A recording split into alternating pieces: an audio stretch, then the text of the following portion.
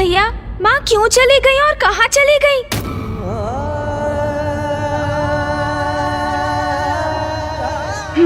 पिताश्री। कदाचित माँ लौटकर पिताश्री के निकट शमशान चली गई हैं। हमें यथाशीघ्र वहाँ पहुँचना चाहिए। उचित कहते हो गणेश, चलो।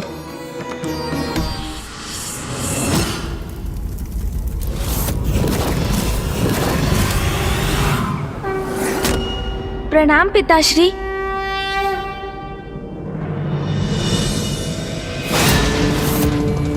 पिताश्री,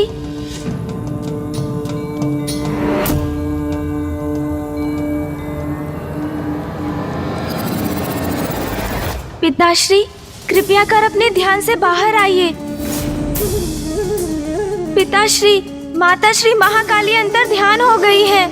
आपको अवश्य ज्ञात होगा पिताश्री कि वो कहाँ गई हैं। कृपया हमें दिशा दिखाइए, हमारा मार्गदर्शन कीजिए पिताश्री। भैया, पिताश्री तो ध्यान से बाहर आ ही नहीं रहे। अब हम क्या करेंगे? ये तो मेरी भी समझ के परे है गणेश। पिताश्री क्यों शांत हैं? और माता इस प्रकार अचानक एकाएक क्यों अंतर्ध्यान हो गई? प्रथम पूज्य गणेश जी, माता ने मुझे इतना महान दायित्व सौंपा है, उनकी लीला की गाथा के ग्रंथ को रचने का आदेश दिया है, किंतु अभी भी उनकी लीला पूर्ण नहीं हुई।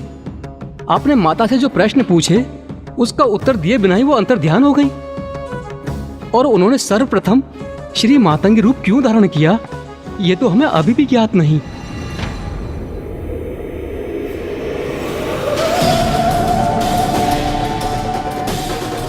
पुत्र गणेश, अब आगे की संपूर्ण कथा तुम स्वयं कहोगे पुत्र। गणेश, माता ने तुम्हें शक्ति प्रदान की है ना कि तुम आगे की कथा ज्ञात कर सकोगे और कहोगे। तो हमें बताओ गणेश कि ये सब क्या और क्यों हो रहा है? माता ने मुझ पर दायित्व सौंपा अवश्य है भैया, किंतु मुझे आगे क्या करना है ये बताए बिना ही माँ अंतर्ध्यान हो गई और पिताश्री भी अपने ध्यान में लीन है। इसलिए कदाचित अब हमें किसी संकेत की प्रतीक्षा करनी होगी। ये भस्म और इसमें ये गति कैसी?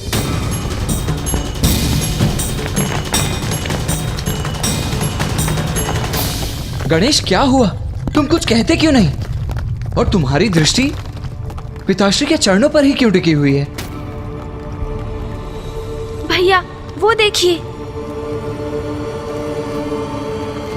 पिताश्री के चरणों की भस्म धरती में किसी प्रकार के कंपन को इंगित कर रही है।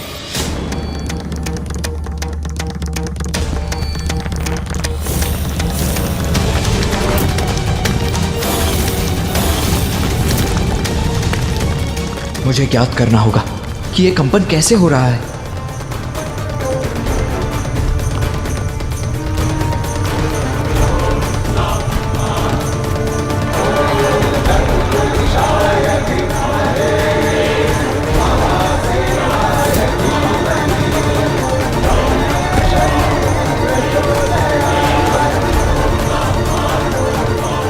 हाँ गणेश, तुम उचित कहते हो, किंतु भूमि में यह कंपन कैसे उत्पन्न हो रहा है?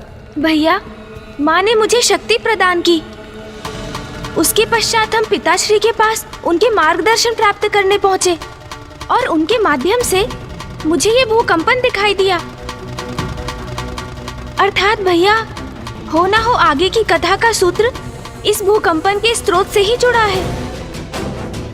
हाँ गणेश, कुछ तो है जो घटित हो रहा है और वो हम सभी के लिए अनिष्टकारी हो सकता है, जिसे रोकना अति आवश्यक है गणेश।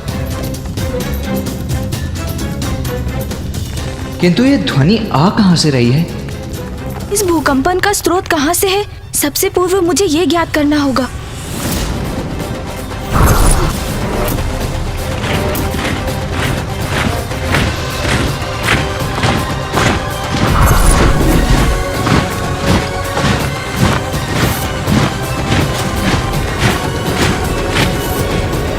भैया, आप उचित कहते हैं। कुछ बहुत बड़ा घटित हो रहा है। हमें शीघ्र वहाँ पहुँचना चाहिए भैया। ऋषिवर, हम माँ के अंतर्ध्यान होने के रहस्य को ज्ञात कर शीघ्र लौटेंगे। प्रथम पूज्य गणेश जी, मैं आपकी प्रतीक्षा करूंगा। अवश्य ऋषिवर, प्रणाम। जो भी है, इस बार मैं संसार पर कोई संकट नहीं आने दूंगा। इस घटना को महासंकट बनने के पूर्व ही रोकूंगा मैं।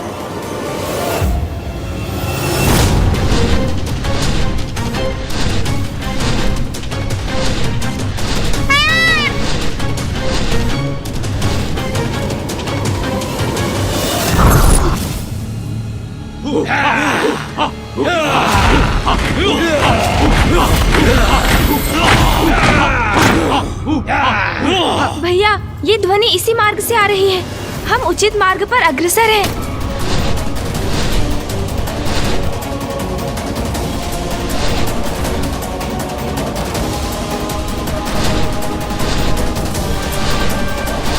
हमें कैलाश को पार कर उसके आगे जाना होगा।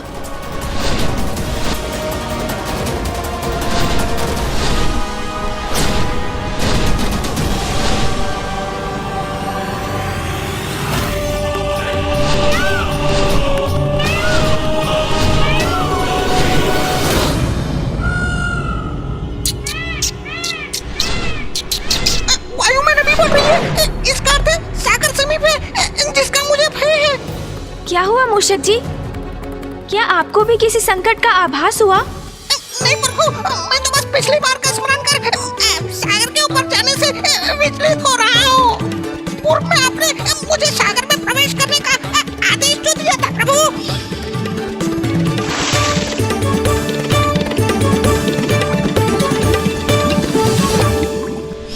चिंता मत कीजिए मूषक जी, इस बार ऐसा कुछ नहीं होगा।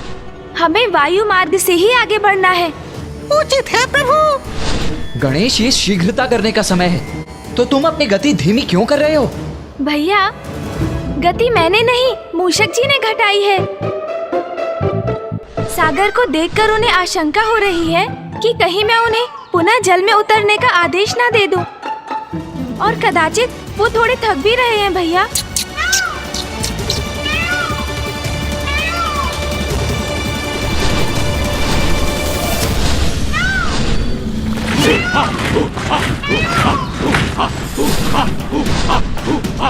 वहाँ जो भी हो रहा है हमें ज्ञात नहीं, इसीलिए गति धीमी करने का तो कोई औचित्य ही नहीं। हमें शीघ्र अतिशीघ्र वहाँ पहुँचना चाहिए और इस प्रकार कि वहाँ किसी को भी हमारे आगमन की सूचना ही ना हो। मूषक जी, अपने दोनों हाथों से मेरे मयूर जी की पूंछ पकड़ लीजिए।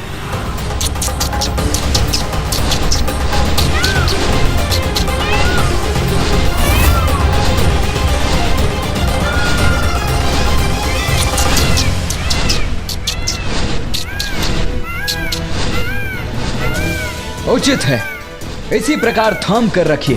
हाँ हाँ उचित है देव सेनापति कार्तिकेय जी, धन्यवाद। मयूर जी, तीव्र गति से आगे बढ़िए।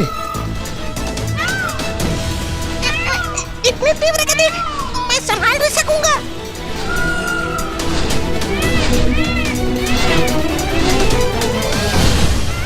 आपने उचित उपाय किया है भैया। अब हम शीघ्र उस कंपन और ध्वनि के स्रोत तक पहुंच जाएंगे।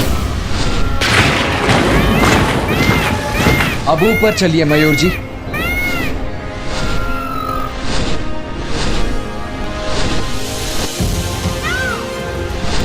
मूषक जी, अब तो आपको पर्याप्त गति प्राप्त हो चुकी है ना? इसलिए अब मयूर जी को छोड़ दीजिए और इसी तीव्र गति से आगे बढ़ते रहिए। जो आज्ञा प्रभु।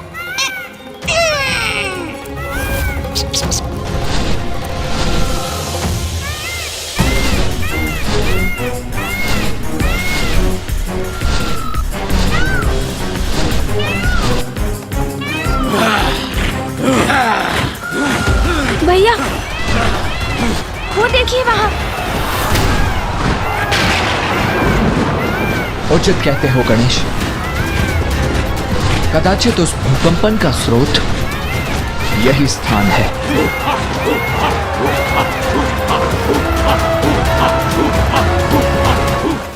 मयूर जी, यहीं रुकिए। रुकिए मूषक जी।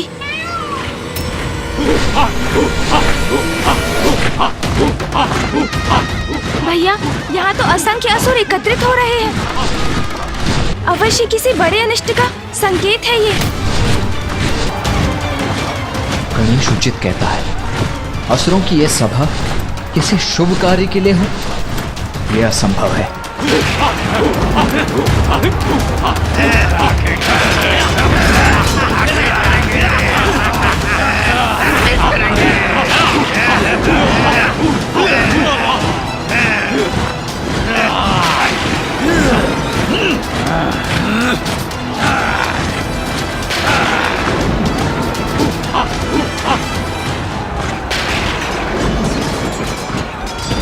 भैया, इतनी भारी संख्या में इन असुरों का यहाँ होना इनकी किसी अनिष्टकारी योजना का ही संकेत है।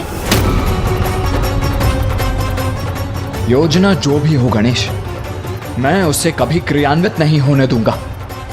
पुनः इन असुरों को सृष्टि की शांति कदापि भंग नहीं करने दूंगा मैं।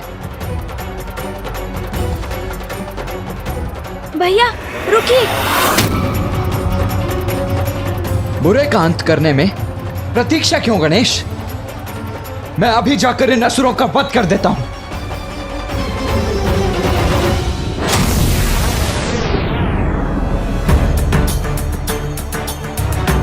रुकिए भैया।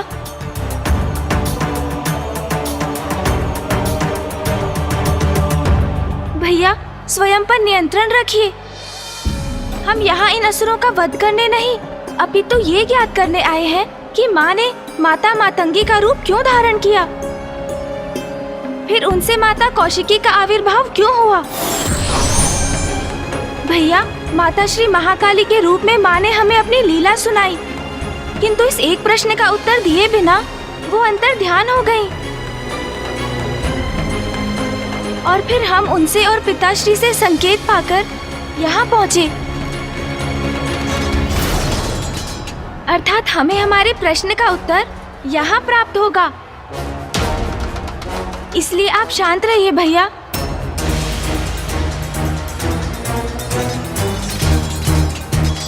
किंतु गणेश, वहां भीतर हो क्या रहा है, ये जानने हेतु हम भीतर जाएं भी तो कैसे? यदि हम अपने सामान्य रूप में वहां गए तो इन असुरों की दृष्टि हम पर अवश्य पड़ेगी ही पड़ेगी। तो क्या करें हम? अब क्या भिन्न रूप धारण कर भीतर जाएं? भिन्न रूप? ये उचित कहा है आपने भैया। गणेश, तुमने कोई सुझाव नहीं दिया?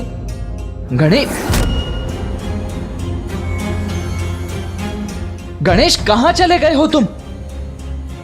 अभी तो यही था। कार्तिकेय जी, वो देखिए प्रभु गणेश जी वहाँ।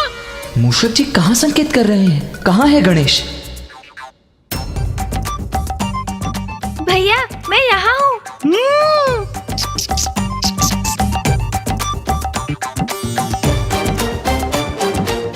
गणेश, ये क्या कर लिया तुमने? क्यों भैया, मेरी युक्ति उचित नहीं लगी आपको? हम सूक्ष्म रूप धारण कर भीतर जा सकते हैं और वहाँ क्या हो रहा है ये भली भांति ज्ञात कर सकते हैं।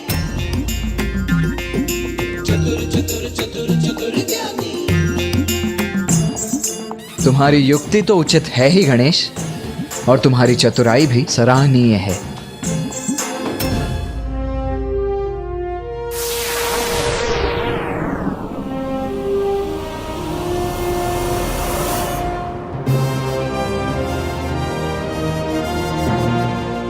देखा भैया, अब हमें कोई नहीं देख सकेगा।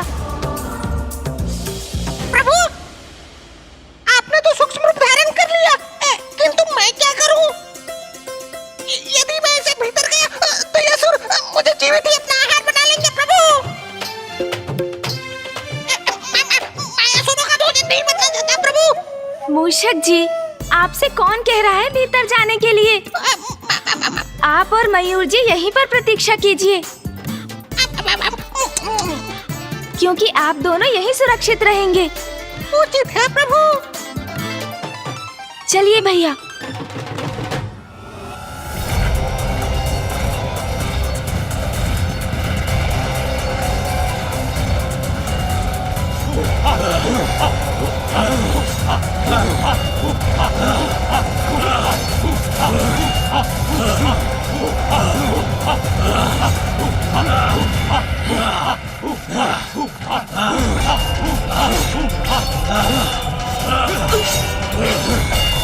गणेश मेरे निकट ही रहना।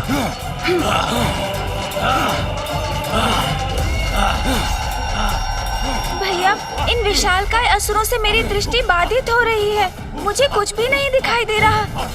हमने भीतर आने के लिए ये सूक्ष्म रूप तो धारण किया, किंतु इस प्रकार तो इस रूप में हम कुछ भी नहीं ज्ञात कर सकेंगे भैया।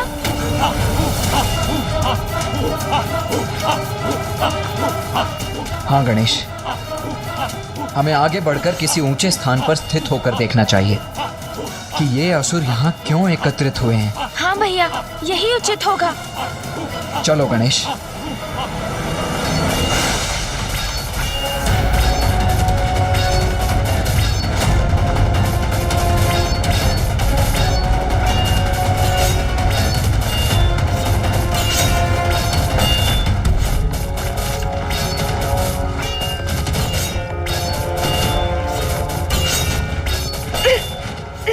भैया, हम इनके मध्य तो घिरते जा रहे हैं। इन असुरों के पैरों से बचकर गणेश। हाँ भैया। किंतु भैया, इन असुरों के पांव तो गतिमान हो रहे हैं। हमें ध्यान रखना होगा भैया। अवश्य गणेश।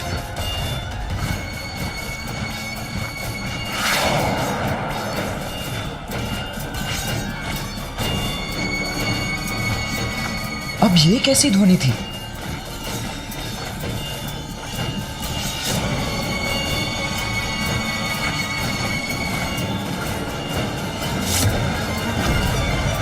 भैया संभालिए। ये भाला यदि हमसे टकराया तो हमें क्षति पहुंचा सकता है। बचो अनुज। अनुज, तुम ठीक तो हो ना? अब हम किस ओर से निकले भैया? भैया, ये असुर तो अपना शस्त्र बार बार भूमि पर पटक रहे हैं। इस प्रकार तो ये भेद देंगे हमें। हमारा आगे बढ़ना कठिन है।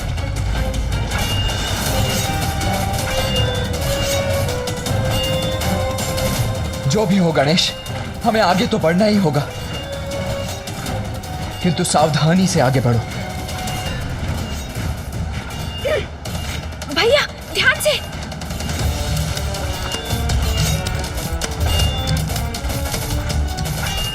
संभव है भैया शांत रहे।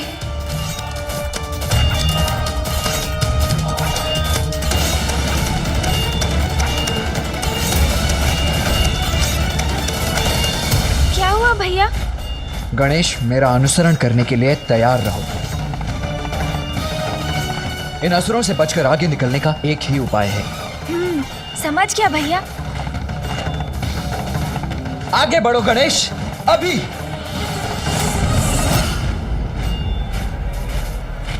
मैं भी आपके पीछे आ रहा हूँ भैया।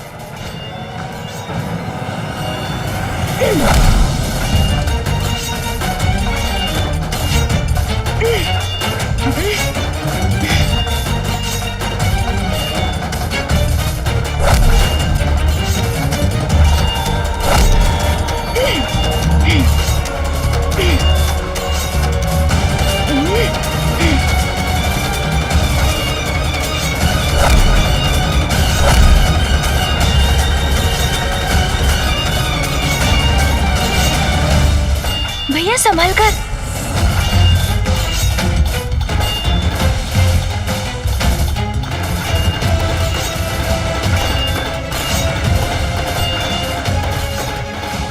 भैया, हमारा संदेह उचित था।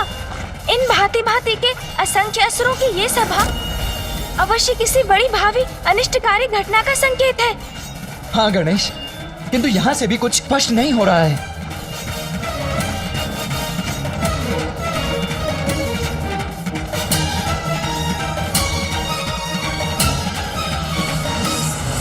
भैया, हमें इन सीढ़ियों के ऊपर जाना चाहिए। वैसे भी इन असुरों का मुख सीढ़ियों की ओर ही है। यदि एक बार हम ऊपर पहुंच गए तो संपूर्ण दृश्य स्पष्ट हो जाएगा और साथ ही हमें ये भी ज्ञात होगा कि इन सीढ़ियों के शिखर पर क्या है। उचित कहते हो गणेश। तो चलो सीढ़ियों की ओर चढ़ते हैं।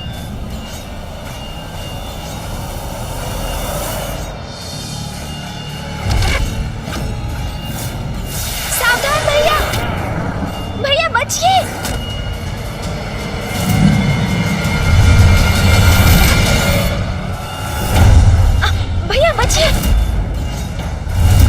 हमारे मार्ग में बाधा कैसे बन सकते हैं? इसे तो मैं एक ही बार में काल के गाल तक पहुंचा दूंगा।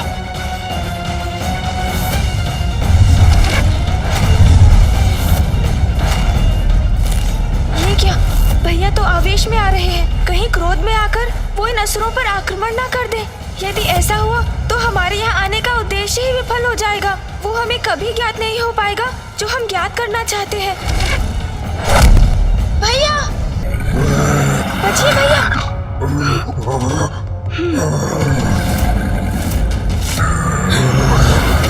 भैया, सावधान भैया।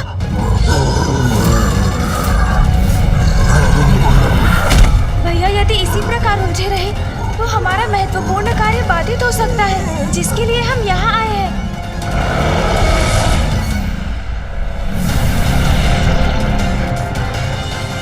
अरे ये विचित्र असुर क्या कर रहा है? ऊपर क्यों उछल गया ये? अरे बचो बचो, ये तो नीचे भी गिर रहा है।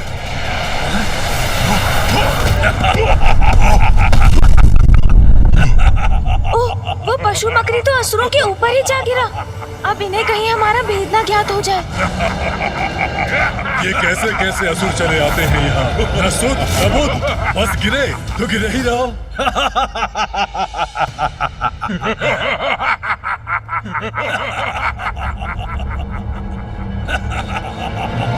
भैया, आप कुशल तो है ना? हाँ गणेश, मैं कुशल हूँ। यदि अवसर होता तो इन सभी को यही कुचल कर रख देता, किंतु अभी भी विलंब नहीं हुआ। भैया रुकिए, स्मरण रखिए हमारे यहाँ पर आने का एक विशेष कारण है। अब चलिए सीढ़ियों के ऊपर। हाँ गणेश, मैं अपना उद्देश्य नहीं भूला हूँ। चलो चलते हैं।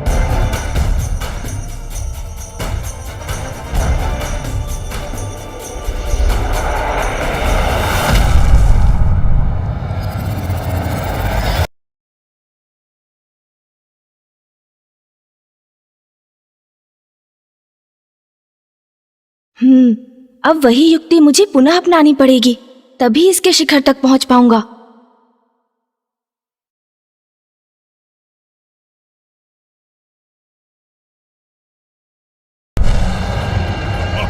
प्रतीत होता है कि ये मदिरा का प्रभाव है, इसीलिए इस तरह उछल के गिर पड़ा है ये। तुम में से ही किसी ने मेरी पूंछ पकड़कर मुझे उछाला। कौन था वो? भैया संभाल कर।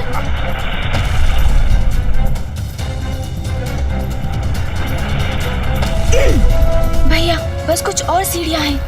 दुष्टो, कौन दुष्ट है? मैं अभी दिखाता हूँ तुम्हें। मेरी पूंछ पकड़ने का दुस्साहस कैसे किया तुमने?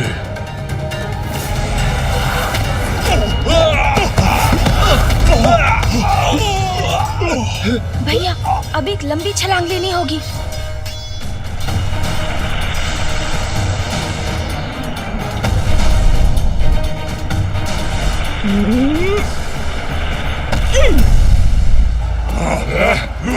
अन्यथा नहीं होगा।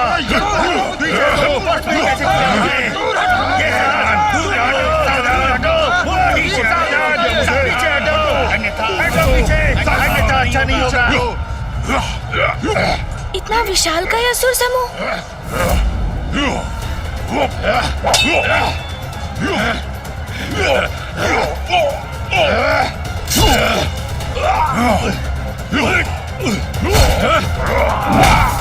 आपने देखा भैया? हाँ हाँ, और इनकी आसुरी प्रवृत्ति तो देखो गणेश, ये तो सदा लड़ने के लिए ही तैयार रहते।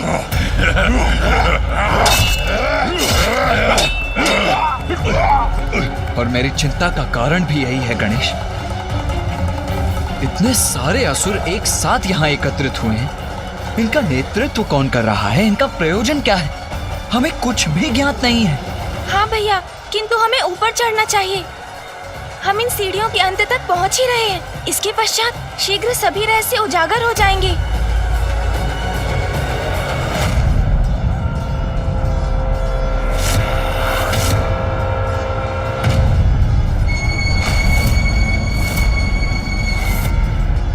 ये किसके पांव है? कौन है जो इन सीढ़ियों के शिखर पर स्थित हुआ है?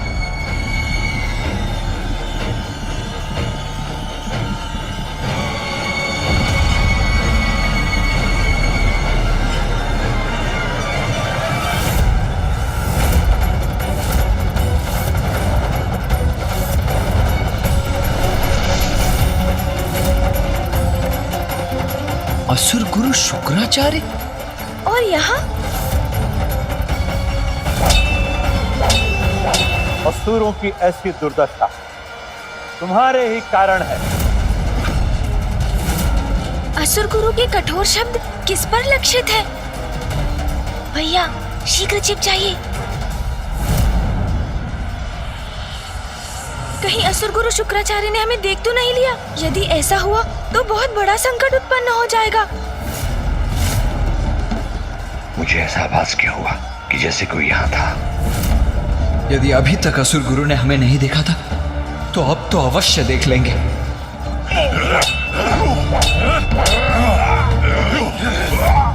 भैया सुरक्षित है हम। संभव है असुर गुरु शुक्राचार्य ने हमें देखा नहीं, अन्यथा संकट ही उत्पन्न हो जाता। असुरों, रोको ये आपसे संघर्ष। असुर गुरु हमें रुकने का आदेश दे रहे हैं। वो हमसे कुछ कहना चाहते हैं। रुक जाइए सब।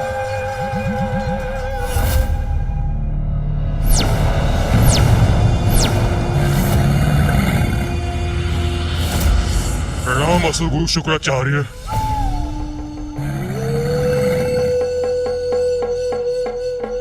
असुर गुरु शुक्राचार्य की, असुर गुरु शुक्राचार्य की। मेरे शब्दों का प्रभाव हो रहा है असुरों पर, और मैं यहाँ किसी को ढूंढने में लगा हूँ। असुर गुरु शुक्राचार्य की, असुर गुरु शुक्राचार्य की। नहीं नहीं, व्यर्थ है मेरी चिंता। ये समय चिंतित होने का नहीं, इस एकत्रित असुर समुदाय को संबोधित कर इन्हें एक नवीन प्रेरणा प्रदान करने का है। भैया चलिए और ऊंचाई पर चलते हैं। असुर गुरु शुक्राचार्य की, असुर गुरु शुक्राचार्य की।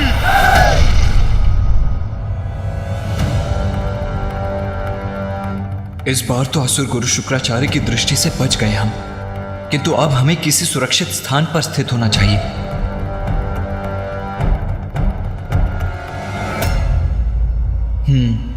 कदाचित यहाँ छिपने के लिए ये मुकुट ही सबसे उपयुक्त स्थान है। प्रतीत होता है भैया मेरे ही भांति इस मुकुट के भीतर छिपने की युक्ति लगा रहे हैं। तुम्हारी आपसी फूट ही तुम असुरों के पतन का कारण है। हमारे पतन का कारण? सुनो सुनो, क्या कह रहे हैं असुर गुरु? भैया शीघ्रता कीजिए। गणेश चलो यहाँ से, आओ। पुनः ऐसा प्रतीत हुआ मुझे जैसे कोई और भी है यहाँ।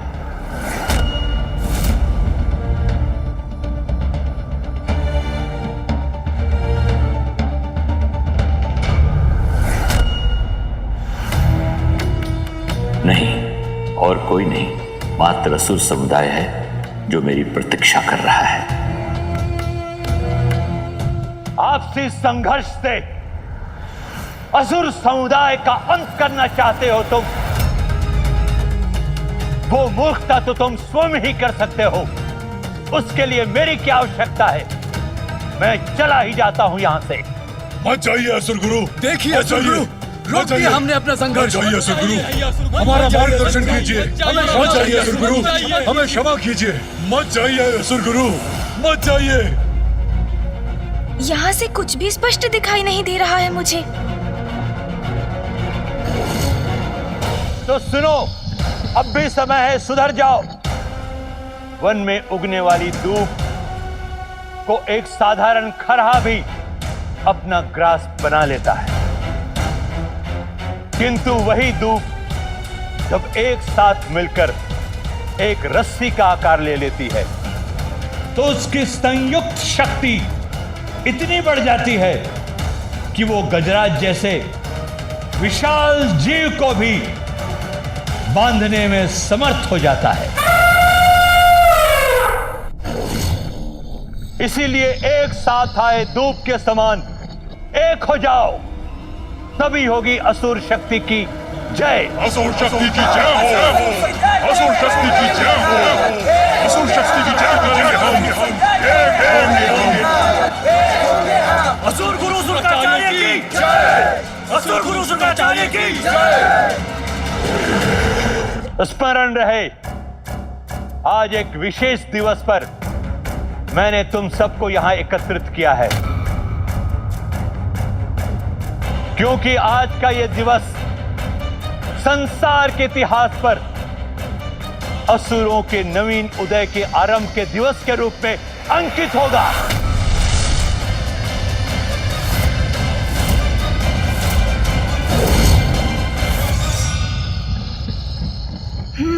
ये तो स्पष्ट हुआ कि गुरु शुक्राचार्य ने ही असुरों की इस महासभा का आयोजन किया है।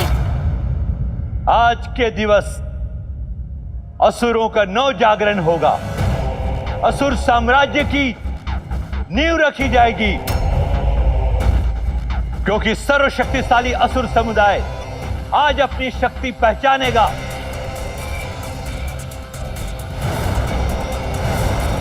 और संसार को अपने अस्तित्व का उचित परिचय देगा।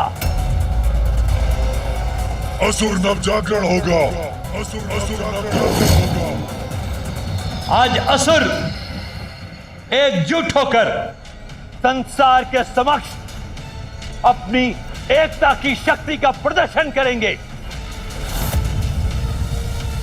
और संसार पर अपनी सत्ता स्थापित करने हेतु प्रथम पग आगे बढ़ाएंगे, क्योंकि आज असुरों का नवीन महानायक घोषित होगा।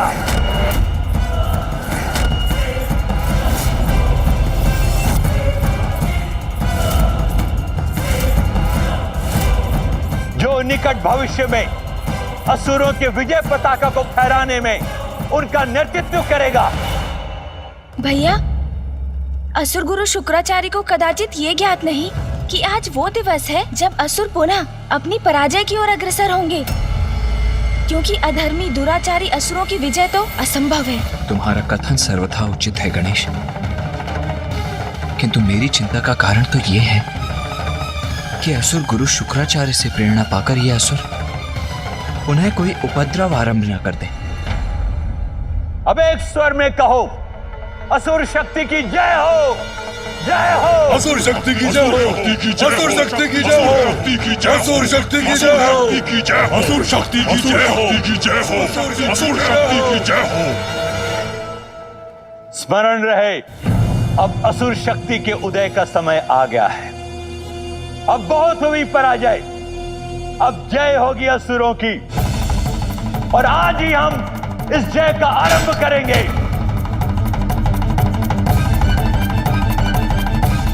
असुर शक्ति की जय होगी, असुर शक्ति की जय होगी, असुर शक्ति की जय होगी। भैया, मुझे तो अभी भी कुछ उचित प्रकार से दिखाई नहीं दे रहा है। हाँ गणेश, हमें और भी ऊंचाई पर जाना होगा। हम जितनी ऊंचाई पर होंगे उतनी श्रेष्ठतर हमारी दृष्टि भी होगी। जय होगी, अवश्य होगी, किंतु किसी भी समुदाय की जय नायक रहित रहकर कदापि नहीं हो सकती। इसीलिए आज मैंने आसुरी शक्ति परीक्षण का ऐसा आयोजन किया है जो सर्वाधिक योग्य एवं शक्तिशाली असुर योद्धा होगा, वो हमारे समक्ष आकर असुरों का महानायक भी बनेगा।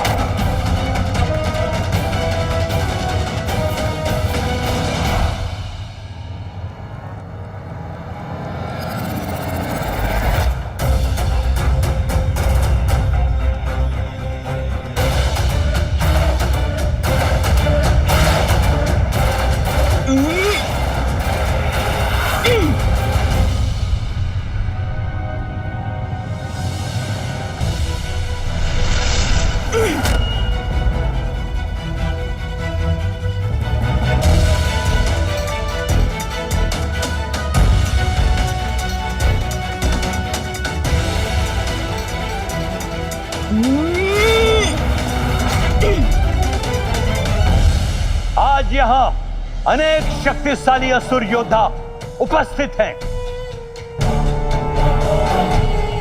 किंतु महानायक वही बनेगा जो सर्वप्रथम यहां स्थित इस सिंहासन तक पहुंचकर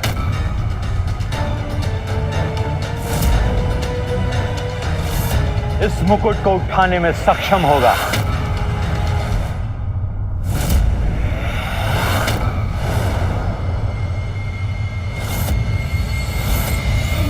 पुनः वही आभास हुआ मुझे जैसे असुरों के सिवाय और भी है यहाँ। और यह भी कदाचित मुकुट भी डगमगाया था अपने स्थान पर। नहीं नहीं, आज इस असुर सभा में कोई अन्य आने का दुस्साहस कदापि नहीं करेगा। मुकुट भी अपने स्थान पर स्थित है। कदाचित मुझे ही भ्रम हुआ था।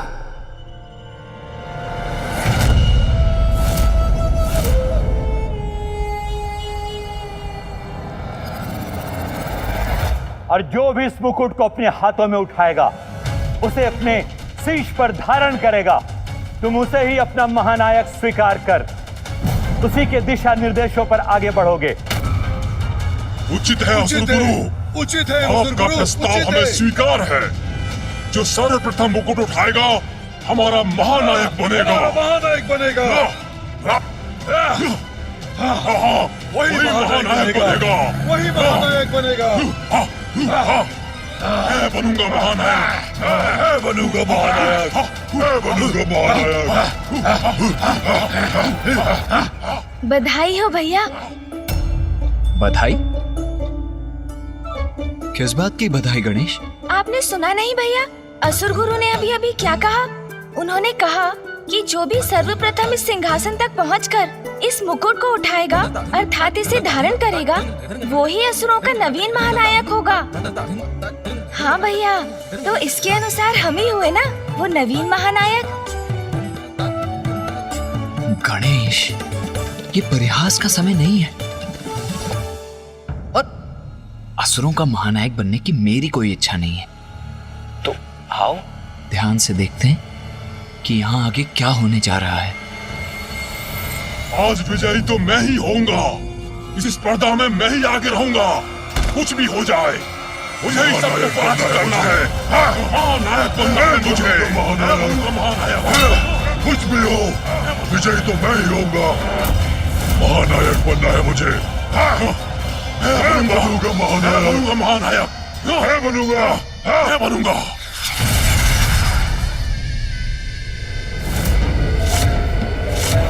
मैं इस स्पर्धा के आरंभ की घोषणा करता हूं।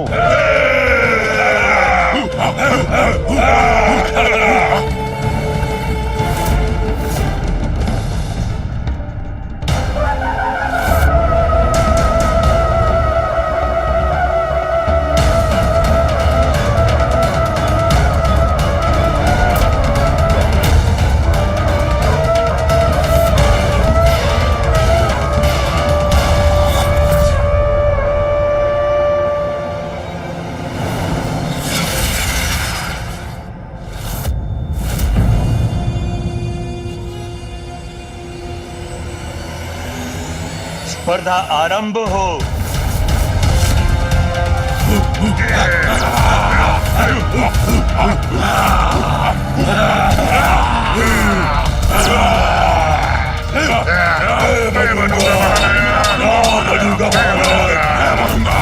सर्वप्रथम सिंहासन तक मैं ही पहुंचूंगा। महानायक बनूंगा मैं। कोई नहीं रोक सकेगा आज। मेरी पूछ भी रोकेगी तुम सभी को। इस स्पर्धा में तो सबसे आगे हूं मैं।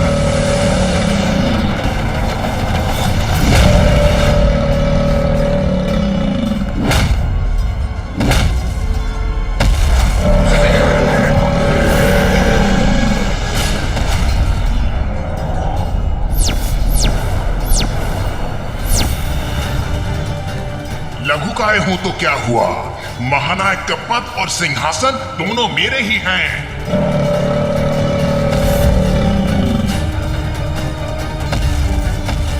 मेरी तो यही इच्छा है गणेश कि इन सभी का अभी यही अंत कर दूं। न रहेंगे ये असुर और न होगा कोई इनका महानायक। न ही संसार को सहना होगा इनका आतंक। नहीं भैया, जब तक ये असुर कोई अपराध ना करे हम इन्हें दंडित नहीं कर सकते।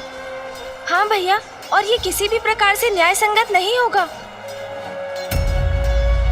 किसी भी समुदाय के लिए अपना नायक चुनना तो कोई अपराध नहीं। स्मरण है ना भैया, जलंधर के नाश के पूर्व पिताश्री ने यही शिक्षा दी थी हमें। जब तक जलंधर सृष्टि के प्रति कोई बड़ा अपराध नहीं करता, मैं उसे कैसे दंडित कर सकता हूँ। हाँ गणेश, मुझे पिताश्री की वो शिक्षा भली भांति ज्ञात है, जिसके कारण ही यहां होकर भी इन असुरों का वध नहीं कर रहा हूं मैं। कौन है ये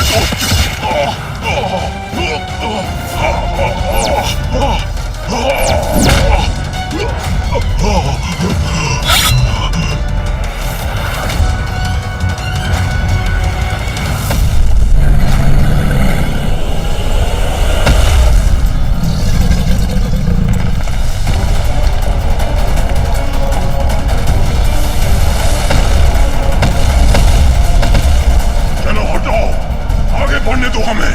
हटो, हटो हमारे मार्ग से, हटो।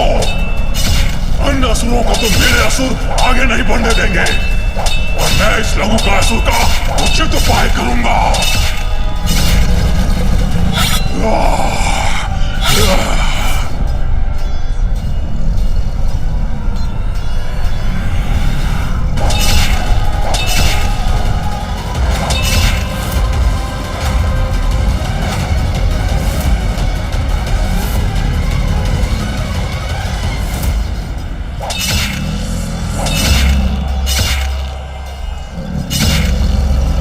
की ये होड़ तो कठिन होती जा रही है।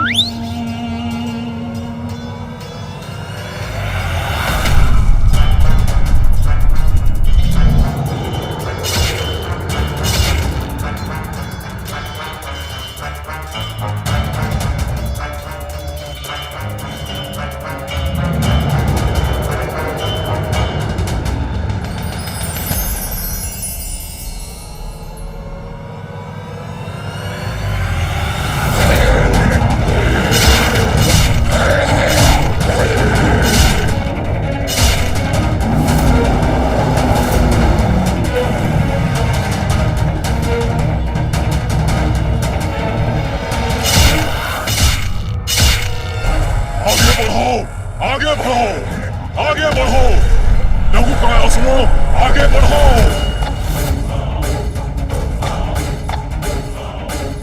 मेरे असुर पीछे रह गए, मैं अकेला बढ़ रहा हूं।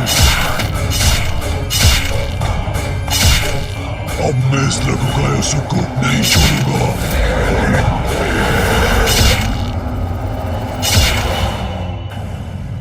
भैया, अभी हमारा कुछ किए बिना ही यहाँ रुके रहकर इन असुरों की भावी योजना ज्ञात करना ही उचित है। हाँ, ताकि हम देवताओं को सावधान कर सकें।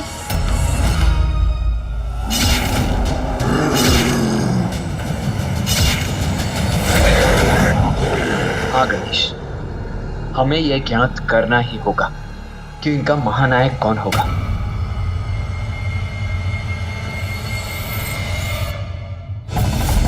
आगे बढ़ो, आगे बढ़ो। महानायक चाहिए हमें, हमें महानायक चाहिए, महानायक चाहिए हमें।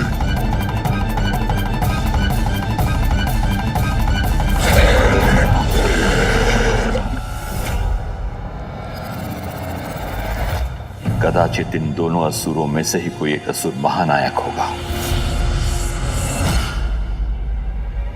जो भी आज इनका महानायक बनेगा गणेश, अवश्य वही देवताओं के लिए संकट बनेगा।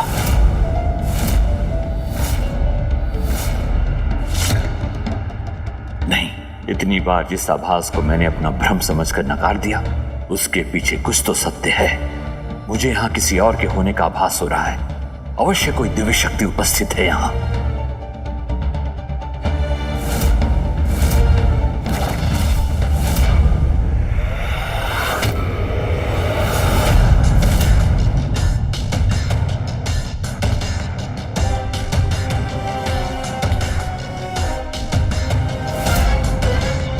भैया सावधान, असुर गुरु तो हमारी ओर ही बढ़ रहे हैं।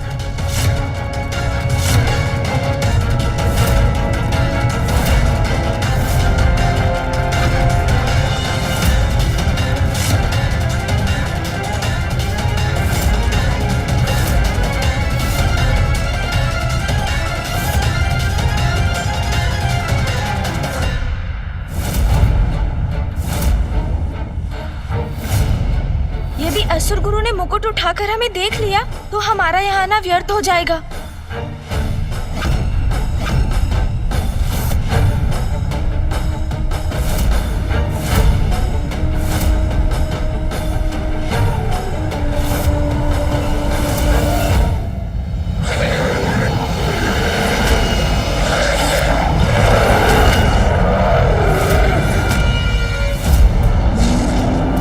कैसी विचित्र भयंकर ध्वनि है।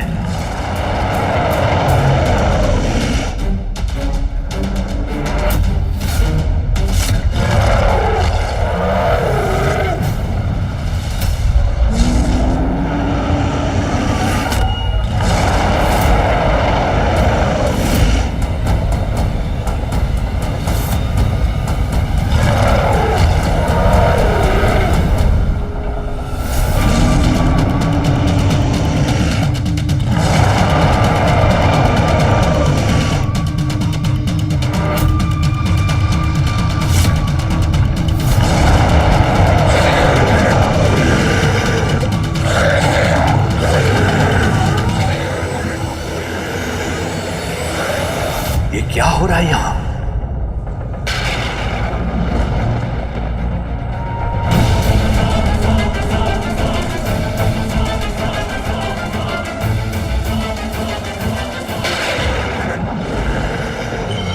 मेरे हाथ में कंपन क्यों हो रहा है?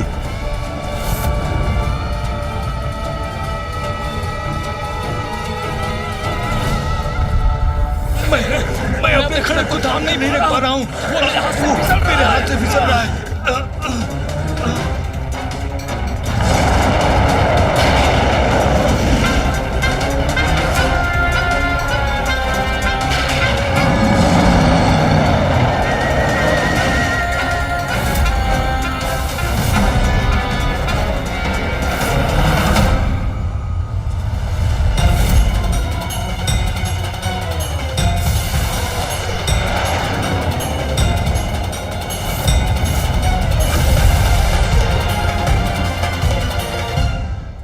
ये किस शक्ति का प्रभाव है? असुरों के अस्त्रों को उनके हाथों से कौन छीन रहा है?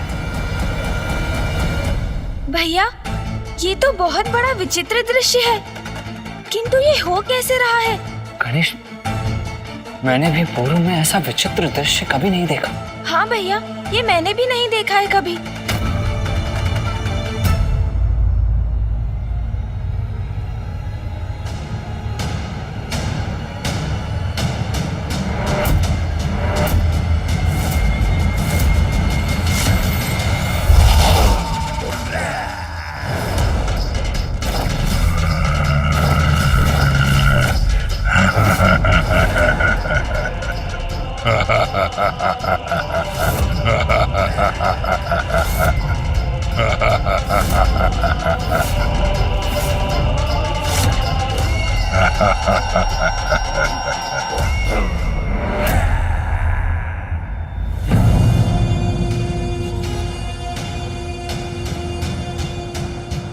अद्भुत। व्यर्थ आयोजन किया आपने स्पर्धा का, क्योंकि मुझे कोई पराजित नहीं कर सकता। तो उचित तो यही होता कि आप स्वयं आकर इस मुकुट को हमारे शीश पर स्थापित करते और इन असुरों का महानायक घोषित करते। धूम्रलोचन, कदाचित तुमने मेरे नियम का उचित प्रकार से श्रवण नहीं किया। महानायक तो वही होगा जो सर्वप्रथम इस सिंहासन तक पहुंचकर मुकुट को धारण करेगा, वो नहीं जो मात्र विशालकाय हो, आकाश में स्थित हो, वो नहीं जो अन्य सभी असुरों के अस्त्र शस्त्र उठाकर आकाश में स्थित कर दे। नियमों का पालन क्या कहा है किसी असुर ने? मेरा नियम भी तुम्हारे लिए स्थिर है धूम्रलोचन। अन्य असुरों को पीछे छोड़कर यहां पहुंचो और स्वयं को महानायक घोषित करो। कहो, है तुम में इतना सामर्थ्य?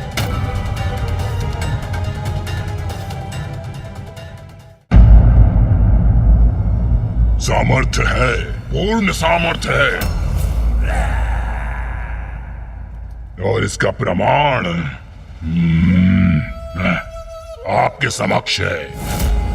इन सभी असुरों में और मुझ में यही एक भेद है कि असुर अपने अस्त्रों से एक दूसरे को परास्त करने की होड़ में थे, किंतु मैं इन्हें परास्त करूंगा इन्हीं के अस्त्रों से।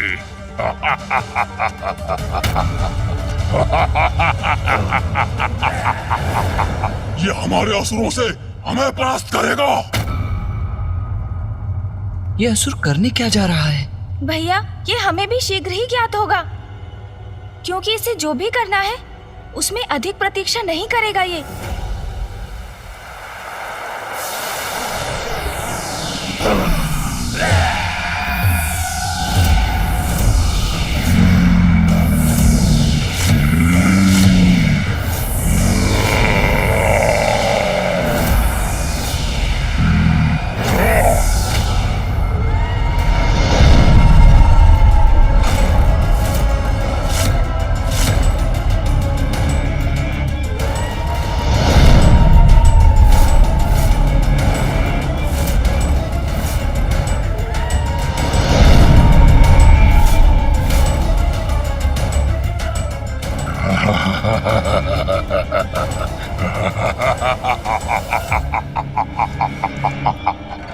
ये तो इन अस्त्रों से अपने सहायक असुर सैनिक प्रकट कर रहा है।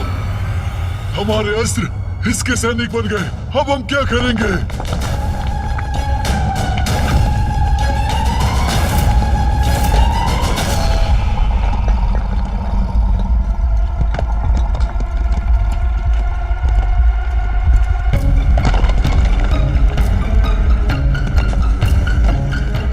ये शिलाएं और शिलाखंड ये ऊपर की ओर क्यों जा रहे हैं? इसका क्या करेंगे ये सैनिक?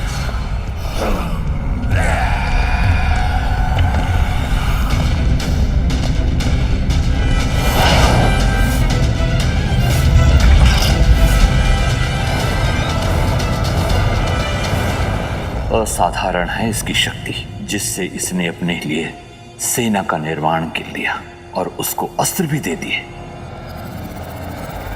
असुर गुरु, मेरी सेना प्रस्तुत है। अब आपकी अनुमति हो तो मैं आरंभ करूं। नष्ट कर दो इन असुरों को, नष्ट कर दो इन असुरों को।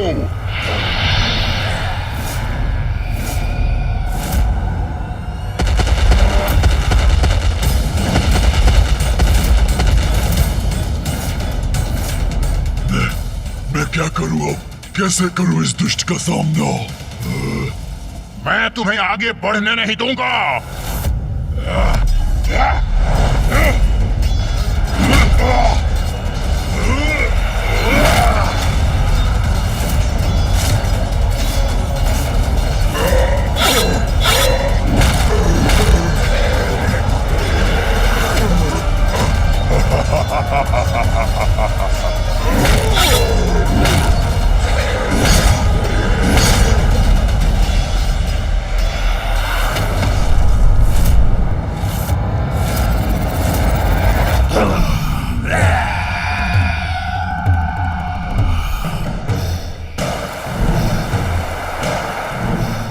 कैसी स्पर्धा है ये भैया? सिंहासन के लिए ये असुर अपने ही समुदाय के रक्तपात से भी नहीं हिचकते।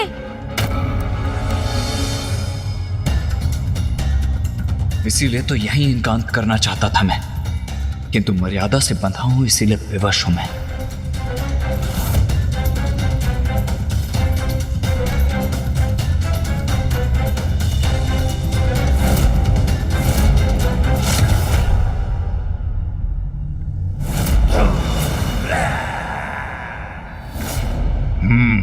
अब उचित है, मेरे सैनिकों के सिवाय कोई शेष नहीं है।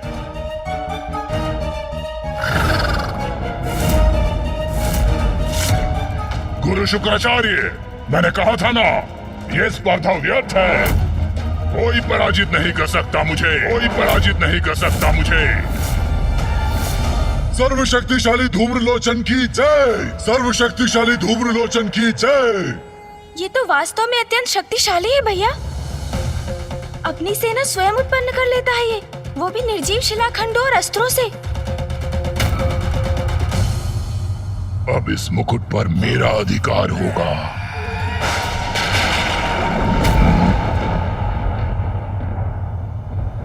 ये कैसी गड़गड़ाहट है?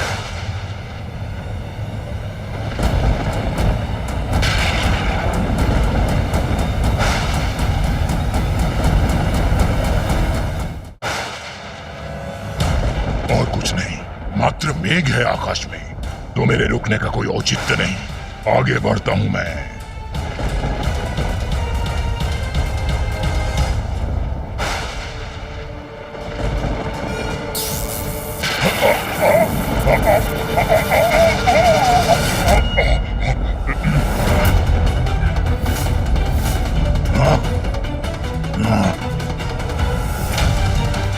क्या ये कोई अन्य शक्तिशाली असुर है जिसने इस धूम्रलोचन को भी रोक दिया? किसने उत्पन्न की ये विद्युत रेखा? किसका दुस्साहस है ये? कौन उत्पन्न कर रहा है ये मेघ और विद्युत?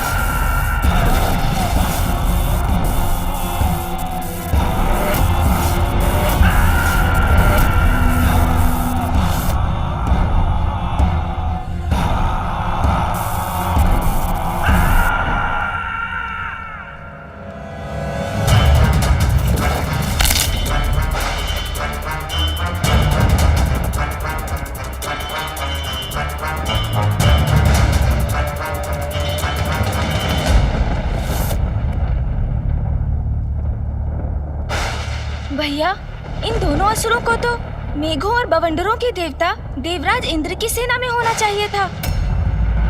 कौन है ये दोनों जो मुझे धूम्रलोचन को चुनौती देने का दुस्साहस कर रहे हैं?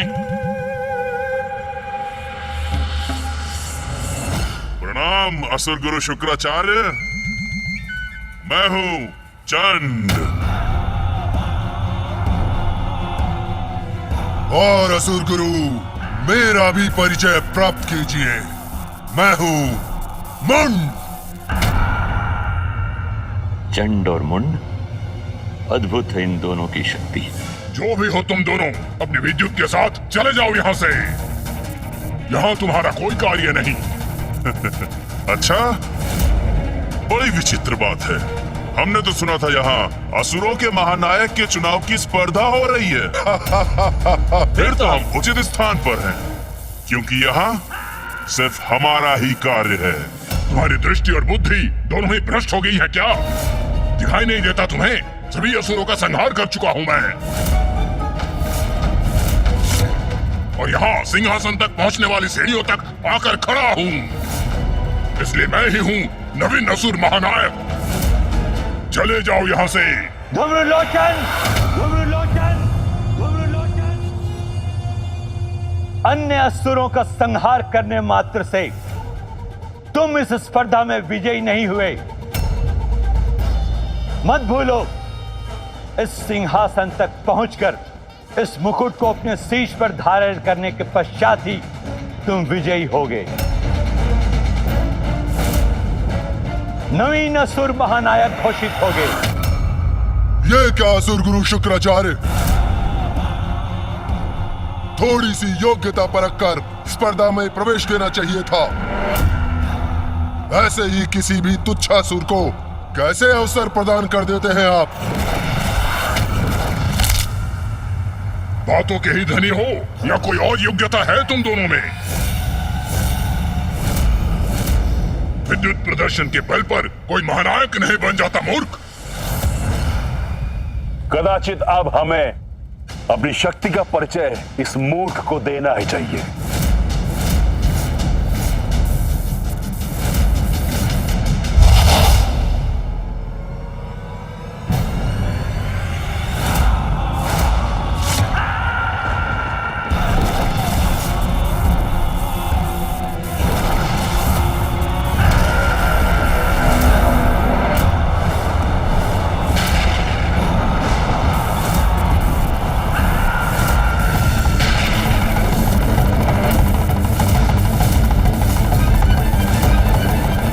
विद्युत शक्ति पर नियंत्रण है इसका। इस प्रचंड शक्ति से क्या करेगा ये?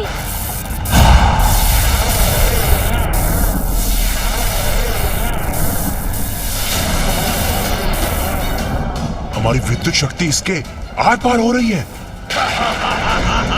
इसे क्षति पहुंचाए बिना ये कैसे संभव है भ्राता? धूम्रलोचन नाम है मेरा। धूम्र हूं मैं, धूम्र।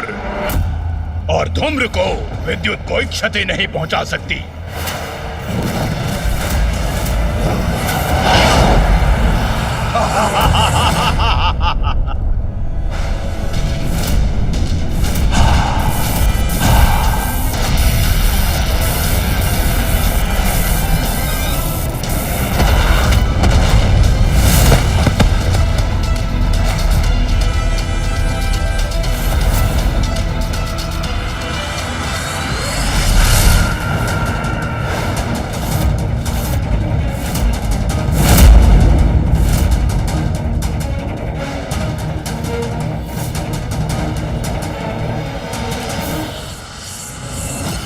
धूम्रलोचन हूं मैं, धूम्र।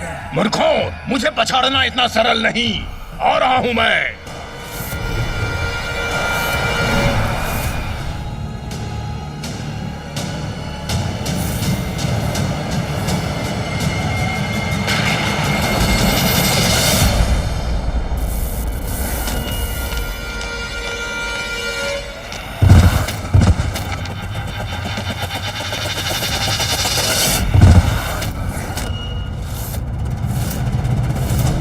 ये कौन है जिसने इन तीनों को गिरा दिया?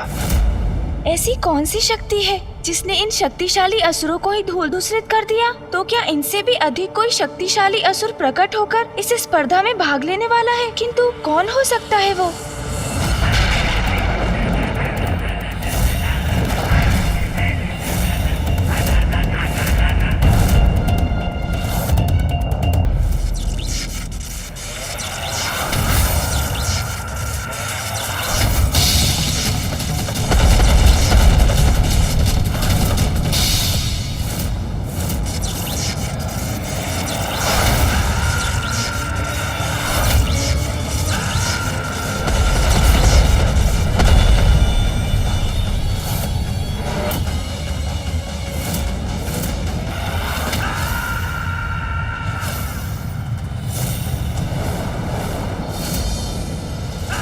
मेरी सेना को नष्ट करने का दुस्साहस कैसे किया तुमने, मूर्ख? ठीक वैसे ही जैसे अब हम ये दुस्साहस करने जा रहे हैं।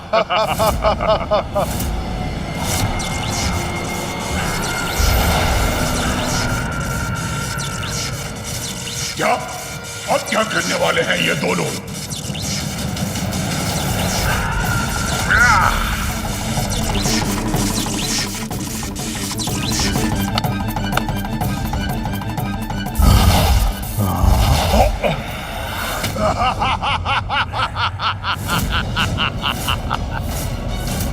हमारी विद्युत शक्ति इसके आर पार हो रही है। इसे क्षति पहुंचाए बिना ये कैसे संभव है भ्राता? धूम्रलोचन नाम है मेरा। धूम्र हूं मैं, धूम्र। और धूम्र को विद्युत कोई क्षति नहीं पहुंचा सकती।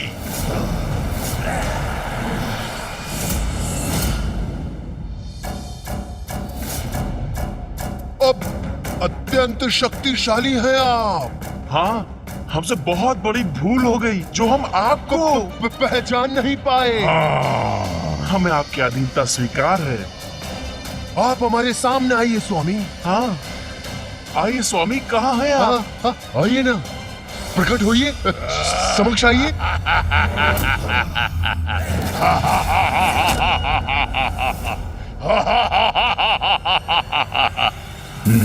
चल।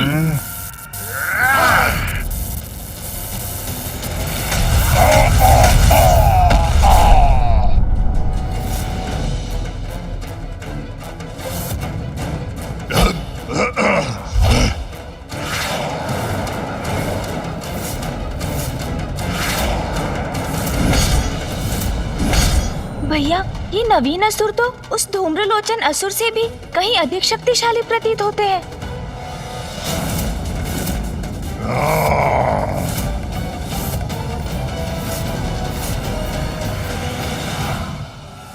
दो प्रचंड प्रबल अद्वितीय रेखाओं के समान अग्रसर हो रहे हैं चंड और मुंड।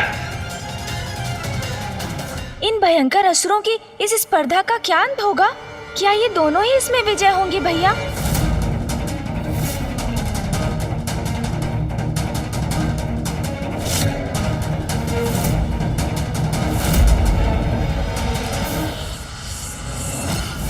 धूम्र लोचन हूं मैं, धूम्र। मूर्खों, मुझे पछाड़ना इतना सरल नहीं। आ रहा हूं मैं।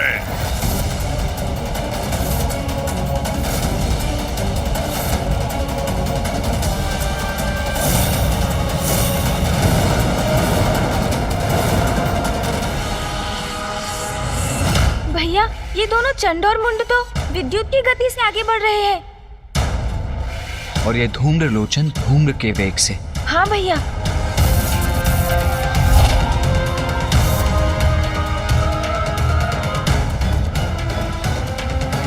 चंड और मुंड है अति प्रचंड।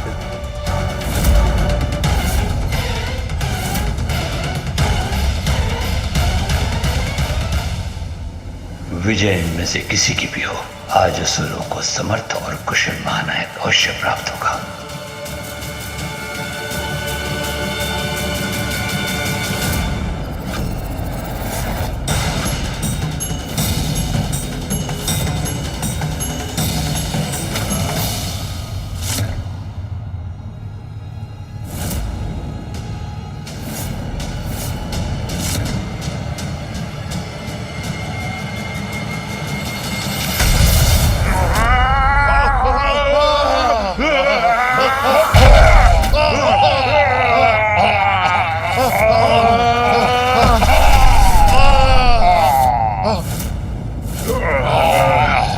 ये कौन है जो इन तीनों को गिरा दिया?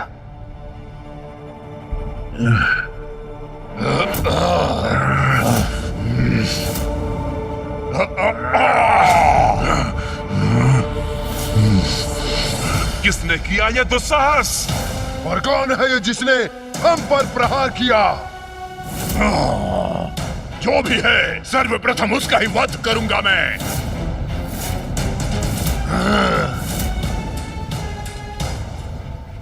भैया, इन तीनों बलशाली असुरों को धूल दूसरित करने वाला अवश्य कोई विशालकाय और शक्तिशाली असुर होगा। आपको दिखाई दे रहा है वो?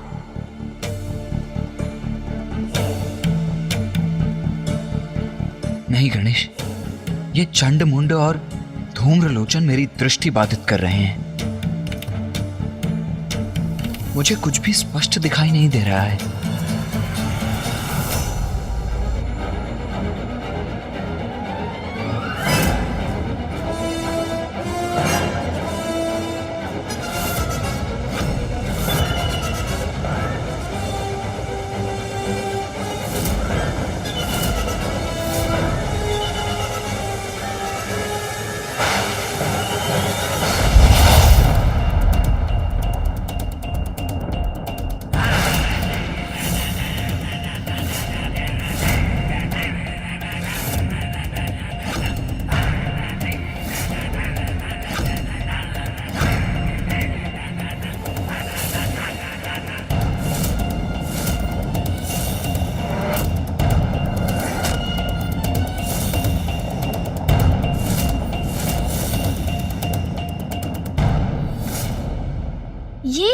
ये है वो असुर जिसने इन तीनों को रोक दिया।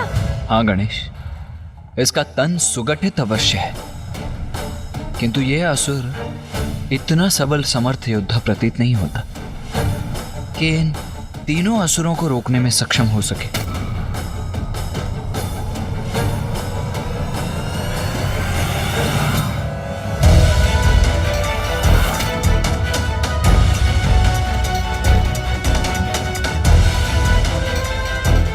ये किसी का स्वर सुनाई दिया मुझे।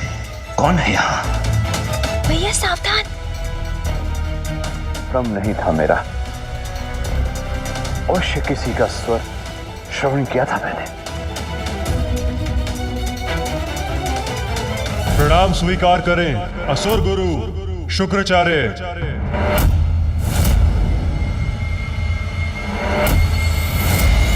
भैया इतने ऊंचे स्वर में बोलेंगे तो पकड़े जाएंगे हम। हमें अपना स्वर मध्यम ही रखना होगा। उचित कहते हो गणेश। ये तुच्छ असुर हमारा सामना नहीं कर सकता।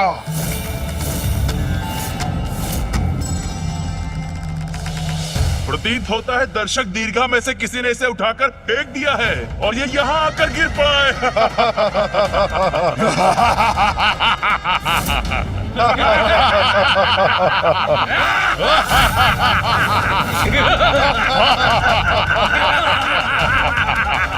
कदाचित यही सत्य है, किसी ने फेंक दिया इसे।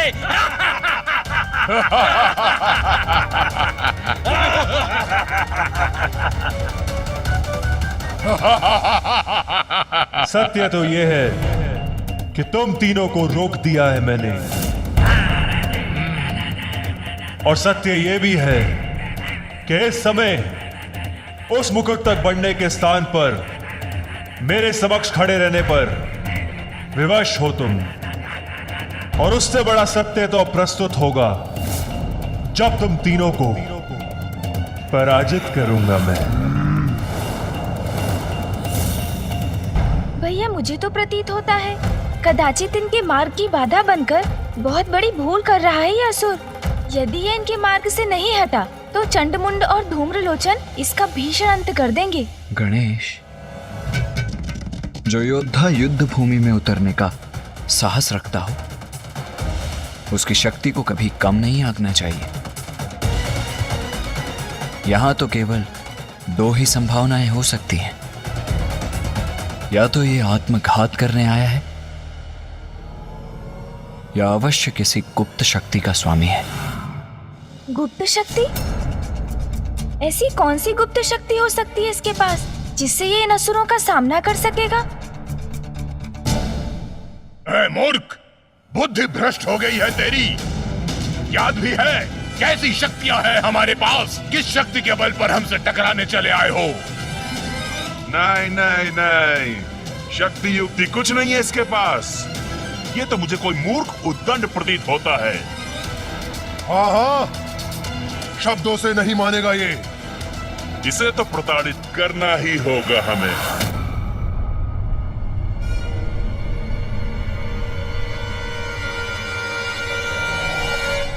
आओ, प्रहार करो मुझ पर।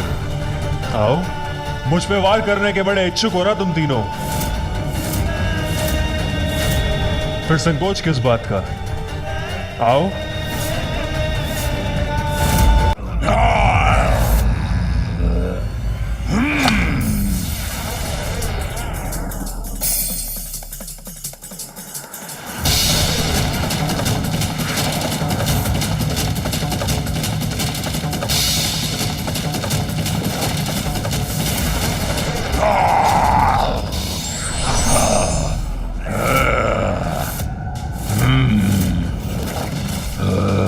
चलो, इस तुच्छ असुर को पराजित करके संतुष्ट हो जाओ तुम।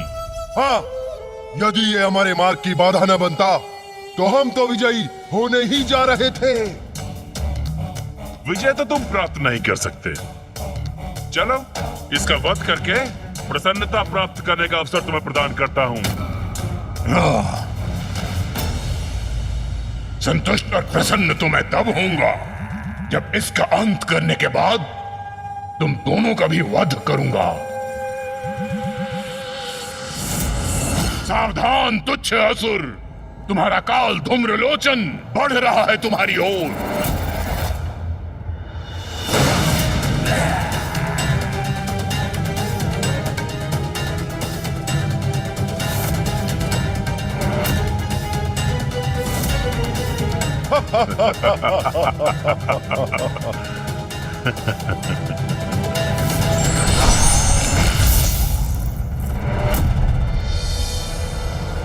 ये विचित्र असुर तो हमारे परिहास के ही योग्य है।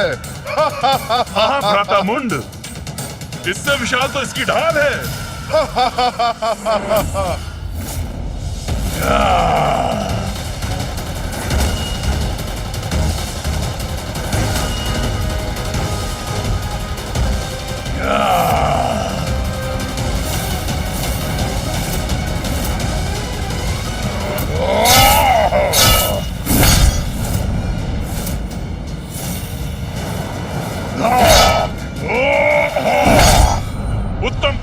तुमने धूम्रलोचन। और अगले प्रहार से अंत भी करो इसका। अब मेरे प्रहारों को नहीं रोक सकता तू।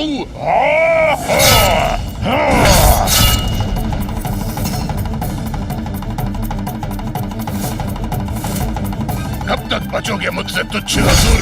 मैं निरंतर वार करता रहूंगा तुम पर।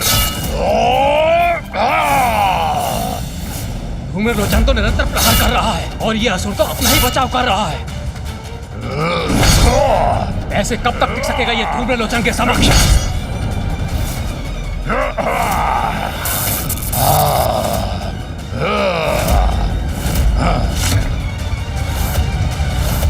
वध करो इसका धूम्रलोचन, वध करो। अंत करो इसका। खंडित हो गई है इसकी ढाल। अब एक ही प्रहार से इसका अंत करता हूँ। अब क्या धूम्रलोचन इसका वध कर देगा भैया? वो झुका अवश्य है, किंतु युद्ध का अंत तो तभी संभव है जब जय या पराजय निश्चित हो। क्या हुआ? मेरे परशु के आघात से साहस टूट गया तुम्हारा? मेरा सामना करने का उत्साह तुम्हारा शिथिल पड़ गया क्या?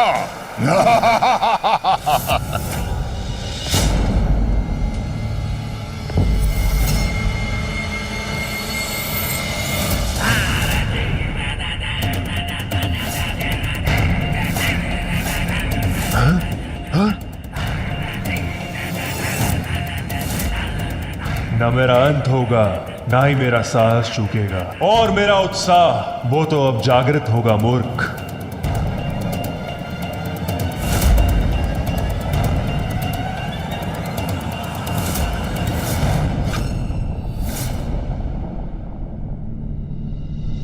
ये मुस्कुरा क्यों रहा है?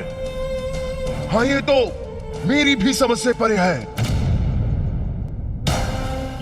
ये क्या? मैंने इसे आहत किया, किंतु इसके मुख पर यह स्मित हास्य है और इसके नेत्रों में यह विचित्र उन्माद लिए कितना भयंकर भाव है। गणेश, मुझे ऐसा आभास हो रहा है कि अवश्य यहां कुछ बड़ा घटित होने वाला है। अभी इस युद्ध का अंत नहीं, आरंभ मात्र हुआ है।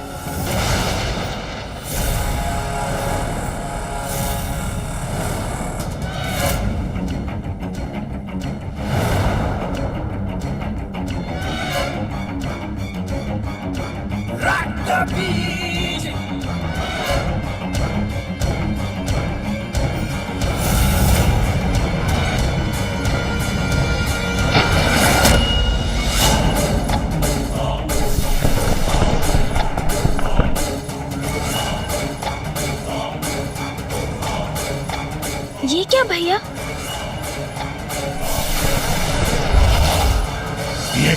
ये क्या? इसके रक्त की बूंद से ये कौन उत्पन्न हो रहा है? कौन है ये असुर? ओह, प्रतीत होता है इसे पराजित करना इतना सरल नहीं।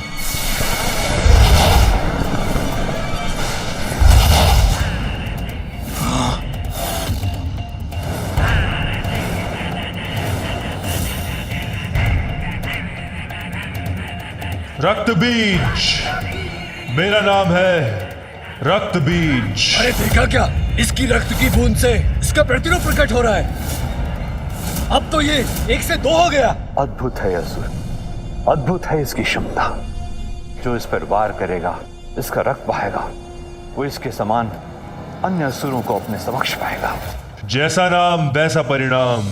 सत्य तो ये है, जो मुझसे उत्पन्न होते हैं उनके रक्त से भी मेरे ही प्रतिरूप उत्पन्न होते हैं। अर्थात एक घाव से ये एक से अनेक बन जाता है। भ्राता मुंड, इसे एक को ही पराजित करना कठिन था, तो इसके समान अनेकों का सामना कोई कैसे करेगा? अब कहो, कितने प्रतिरूपों को रोकोगे तुम? जितना रोकोगे उतना ही बढ़ूंगा मैं। जितना मुझ पे वार करोगे उतना ही शक्तिशाली बनकर तुम सबका काल बनूंगा मैं।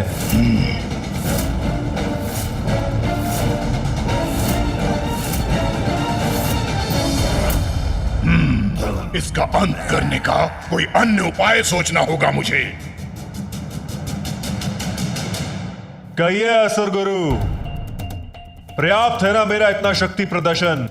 हो गया ना प्रमाणित कि मैं ही असुर महानायक पद के योग्य हूं?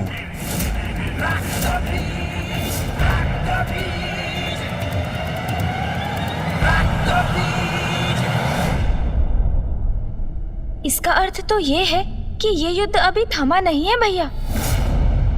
आपका मौन क्या संकेत कर रहा है? समझ रहा हूं मैं। आप यही चाहते हैं ना कि मैं ऊपर आकर अपने मुकुट को धारण कर अपने सिंहासन पर स्थित हूं। उचित है, आपकी इच्छा का सम्मान अवश्य करूंगा मैं। ऊपर आऊंगा मैं।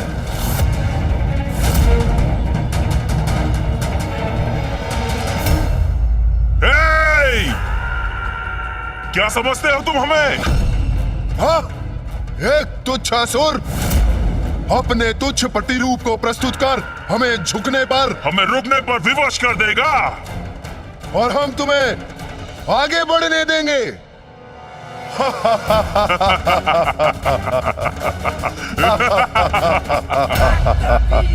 उचित कहा तुमने। तुम सबसे मुझे यही अपेक्षा थी। अपनी भलाई चाहते हो तो शांति पूर्वक मुझे आगे जाने दो।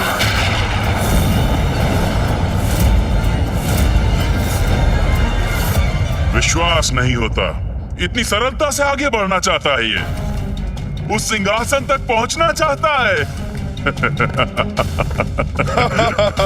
अरे हाँ भ्राता, यह आगे बढ़ के अपने काल से भेंट करना चाहता है।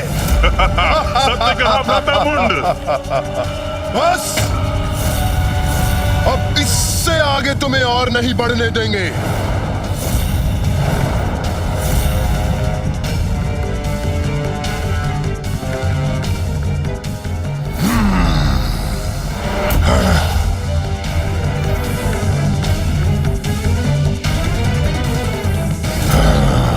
तुम्हारे सभी प्रहारों का उपाय है मेरे पास।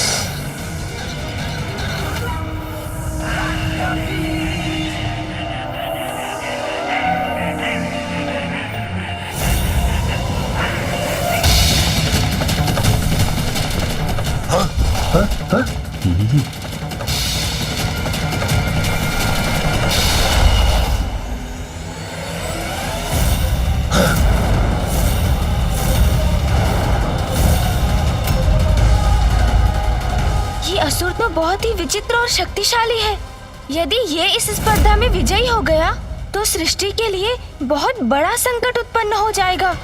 भैया, हमने देखा कि मुकुट प्राप्त कर महानायक बनने के लिए ये तीनों असुर चंड, मुंड और धूम्रलोचन ही सबसे सक्षम थे, किंतु अब ऐसा प्रतीत हो रहा है कि इन सब में वो रक्त बीज ही सबसे सक्षम असुर है।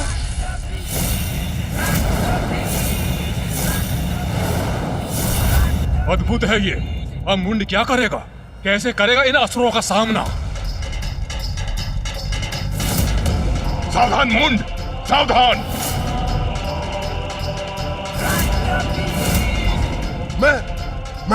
मैं तुम सबको अपनी विद्युत ऊर्जा से भस्म कर दूंगा।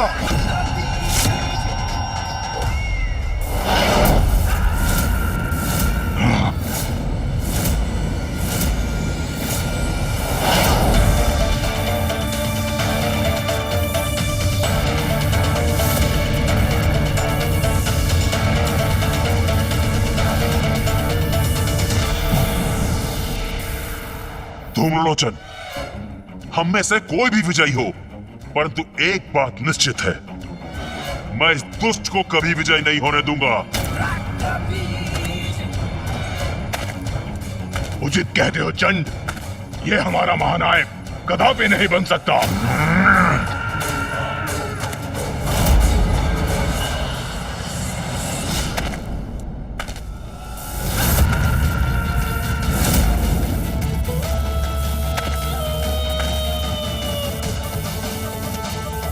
ये मूर्ख अपनी मूर्खता पर स्थिर है, किंतु इनका उपाय भी है मेरे पास।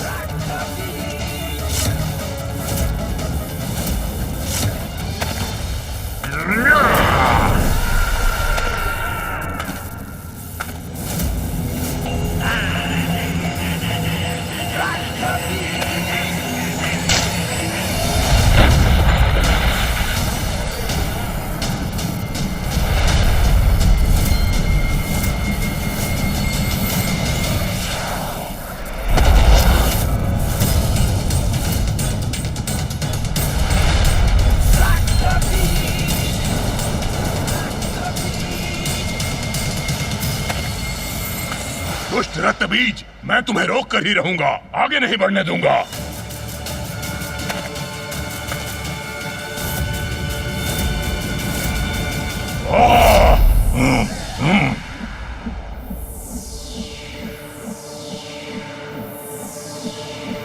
अब रोक कर दिखाओ मेरा प्रहार।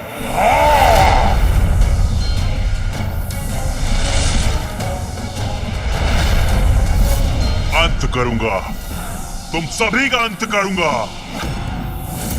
कितनी भी संख्या में मेरे सामने प्रस्तुत हो जाओ, तुम सबको मार दूंगा। मेरा सामना नहीं कर सकोगे।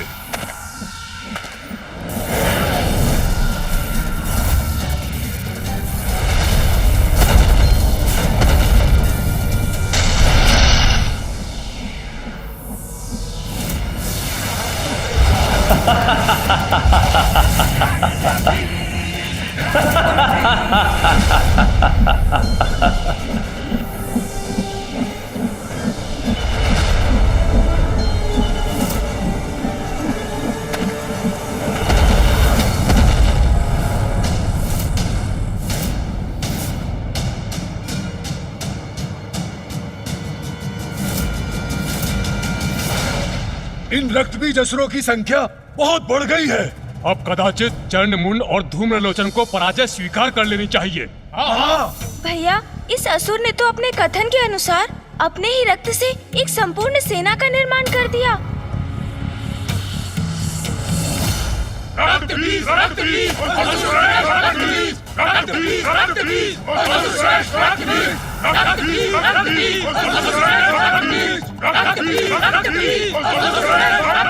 अब तुम मेरे प्रतिरूपों से उलझते रह जाओ और मैं बढ़ूंगा आगे और बनूंगा असुर महानायक।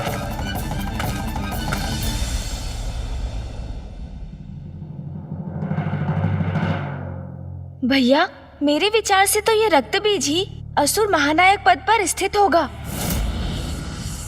गणेश, ये तो स्वयं ही अपने आप में एक ऐसी सेना है जिसका संहार कर पाना अत्यंत दुष्कर है। हाँ भैया, यदि ये असुरों का नायक बन गया तो देवताओं का असुरों पर विजय पाना असंभव हो जाएगा।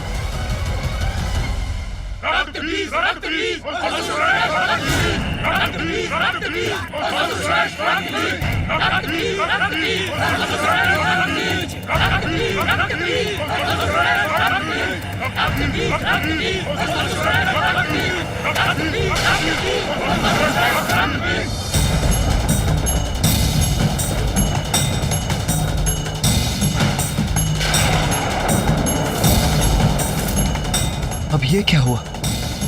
किसके आगमन का संकेत हो सकता है?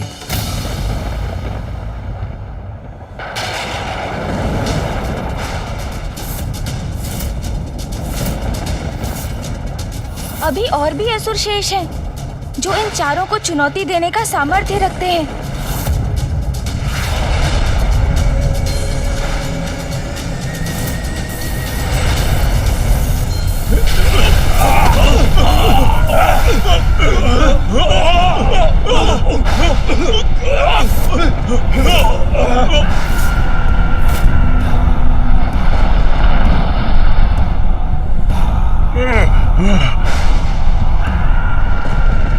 कौन है जिसके आने से स्थान कंपित हो गया?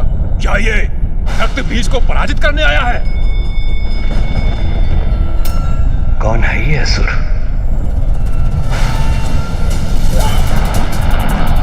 कौन है ये? स्पष्ट दिखाई नहीं दे रहा है भ्राता। अरे जो भी है, सर्वप्रथम मेरी दृष्टि में तो आए।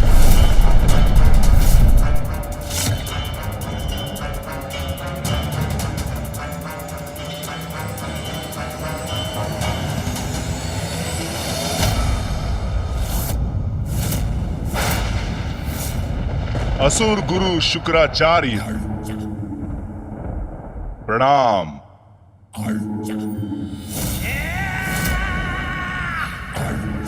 मैं शुंभ और मैं निशुंभ।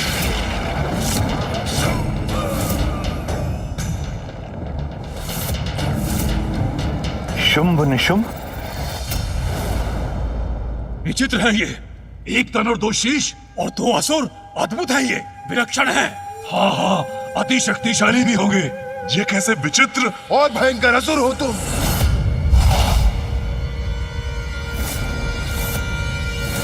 ओ, क्षमा करना, मैंने तुम्हें असह्य तो नहीं कर दिया ना? तो लो, तुम्हें शांत करने के लिए मैं कुछ ऐसा करूं क्या?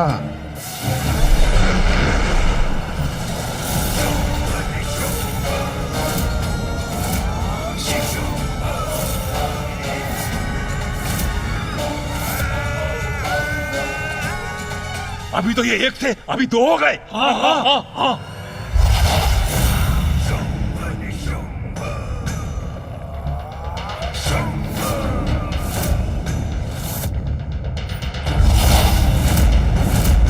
शुंभ, तुम्हें कितनी बार कहा है ऐसे मत खींचा करो। आधे से अधिक केश तो तुम अपने साथ ले जाते हो मेरे। हम दोनों तो पूर्व से अधिक उत्तम दिखाई दे रहे हैं, किंतु तुम अधिक कुरूप दिख रहे हो और अपना रूप संवारने के लिए कुछ कर भी नहीं सकते हो। इस दुष्ट का इतना दुस्साहस, हमें कुरूप बुला रहा है ये। असुर गुरु शुक्राचार्य, अब हम आ ही गए हैं, तो इस स्पर्धा को रोक दीजिए, क्योंकि असुरों के महानायक तो हम ही बनेंगे।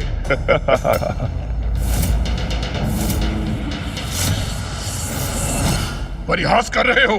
हमारे महानायक बनोगे तुम दोनों।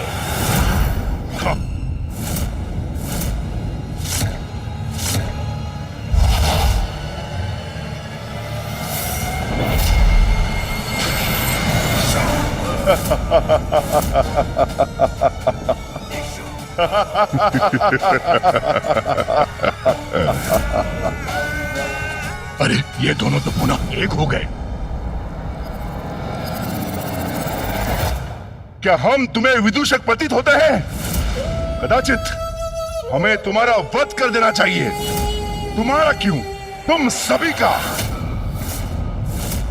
चंड मुंड धूम्रलोचन और मैं तुमसे पूर्व यहाँ इस प्रथा में है, इसलिए सिंहासन का कोई अधिकारी है तो हम में से कोई है।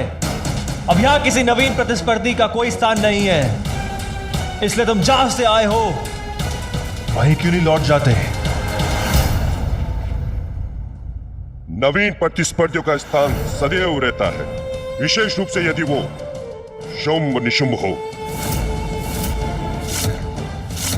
बस बहुत हुआ यह नरगल प्रलाप। कदाचित तुम भूल रहे हो कि स्पर्धा भी शेष है, जिसमें विजय प्राप्ति के लिए जिह्वा से निकले शब्दों का कोई लाभ नहीं। शुंभ निशुंभ, यदि तुम असुर महानायक के सिंहासन पर स्थित होना चाहते हो तो अपनी योग्यता प्रमाणित करो। जो आज्ञा गुरुदेव। गणेश, अब तो ये स्पर्धा और भी रोचक और कठिन हो जाएगी। जिस पर हमारा ही अधिकार होना चाहिए उसे हम अवश्य प्राप्त करेंगे।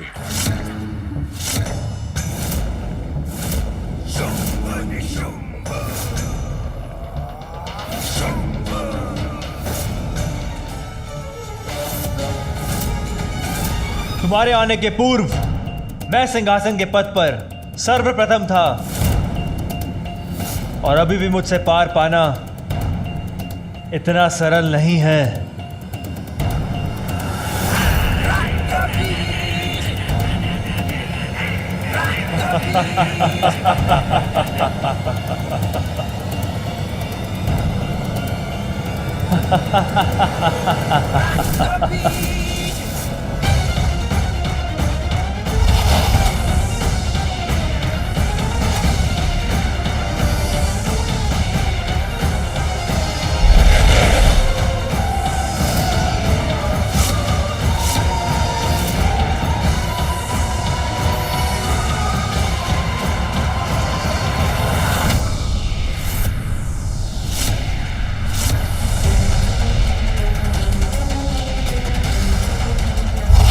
अरे ये तो मेरे प्रतिरूपों को शीतल कर रहे हैं।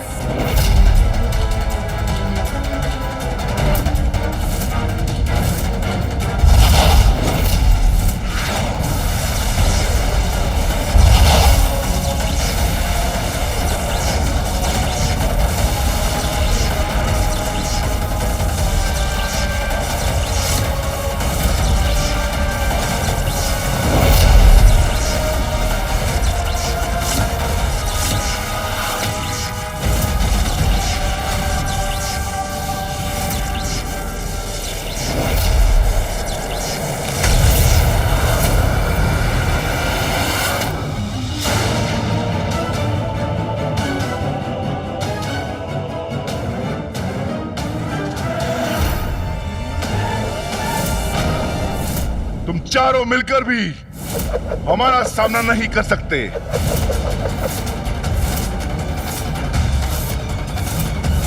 इच्छा है तो प्रयास करके देख लो।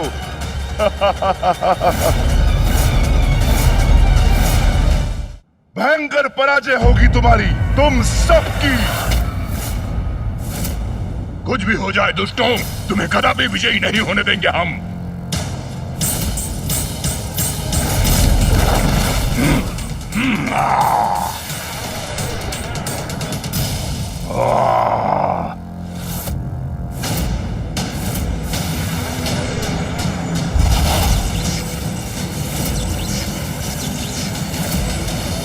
अब तो ये युद्ध और भीषण रूप ले रहा है भैया।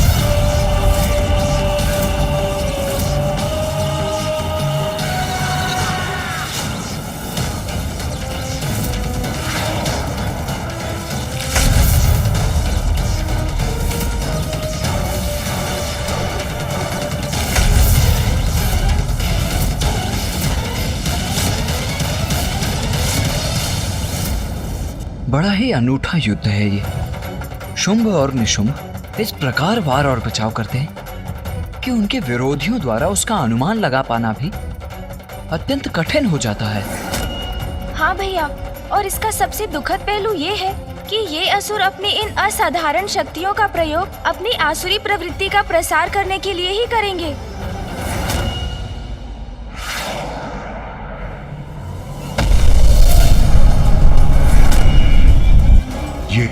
ये निशुंभ कहाँ अदृश्य हो गया?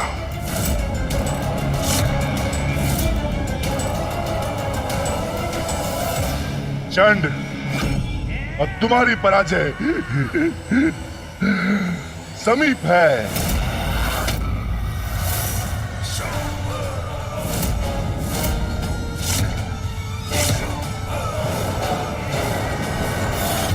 शीघ्र ही हम विजयी होंगे। भ्राता निशुंभ, धूम्रलोचन, तुम हमारा सामना नहीं कर पाओगे, नहीं कर पाओगे।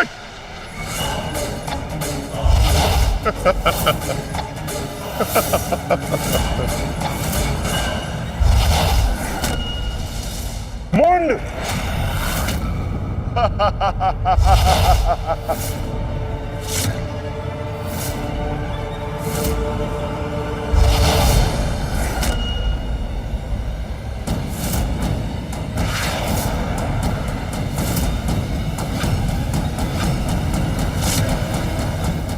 अद्वितीय युद्ध कौशल है शुंभ और निशुंभ का। भैया, असुर वास्तव में अत्यंत शक्तिशाली है, किंतु अपनी शक्ति के दुरुपयोग के कारण कभी इनका उत्थान नहीं हो पाता। सृजनात्मक कार्यों के लिए अपनी शक्ति का प्रयोग करें तो संसार इन्हें भी आदर अवश्य देने लगेगा, है ना भैया?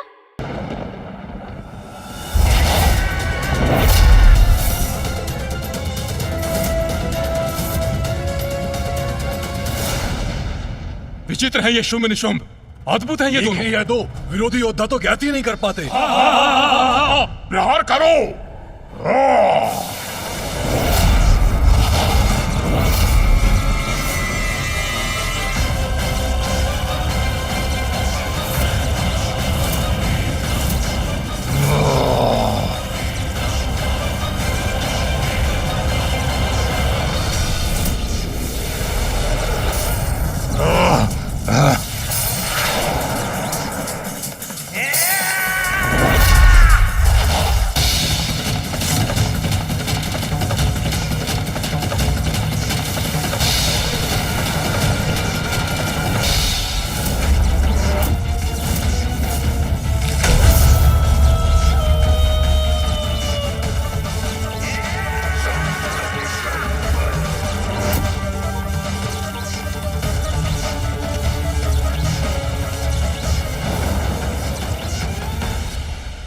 ये क्या? ये निशुंभ, ये बिना हाथों के कैसे युद्ध करेगा भैया? स्पर्धा में विजयी होने के लिए हाथों की क्या आवश्यकता है गणेश? वो देखो, शुंभ सभी के आक्रमणों को रोकेगा, जिसके लिए अब उसके पास 4-4 हाथ है, और इस अंतराल में इसका लाभ उठाकर निशुंभ सीढ़ियां चढ़ेगा और सिंहासन पर अपना अधिकार स्थापित करेगा।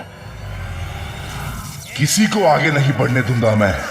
ऐसे प्रहार करूंगा जिन्हें ये नहीं सह सकेंगे।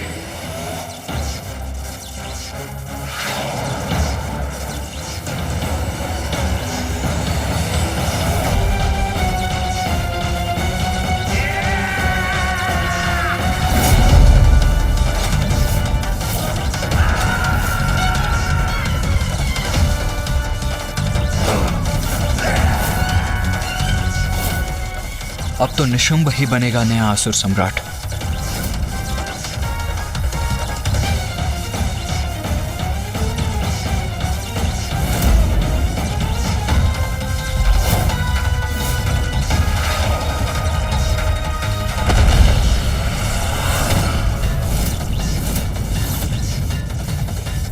ये क्या रक्तबीज की सेना एक बार पुनः एक साथ मेरे ओर बढ़ रही है। मुझे तो प्रतीत हो रहा है भावी असुर सम्राट अभी भी अपना युद्ध लड़ रहा है, और भावी असुर सम्राट इन्हीं में से कोई एक बनेगा।